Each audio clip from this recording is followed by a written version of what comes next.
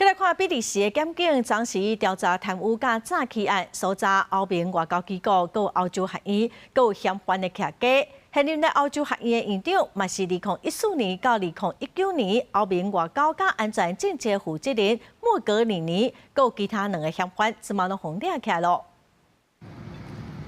应欧洲公共检察官办公室的要求，比利时检警车里分3路大动作去布鲁塞尔欧盟对外行动处总部、布鲁日的欧洲学院以及涉嫌嫌犯大的所在敲找。现任欧洲学院的院长，2014到2019年，捌做过欧盟外交甲安全政策负责人的密格里尼，以及欧盟对外行动处的官员，甲一个欧盟学院的经理。 互检方以涉嫌贪污甲诈欺的罪名逮捕。欧盟一位非发言人迄天伫咧记者会证实有即件代志，对着案情无愿意加讲。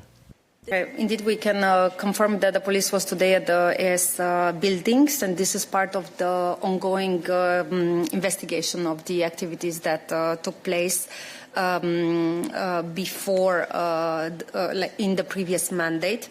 And there is nothing more we can provide you with because there is now an ongoing investigation happening. 检方调查的是一个叫做欧洲外交学院，为期9个月欧洲少年外交官的训练计划。这个案件2021年起告，是欧洲学院承办。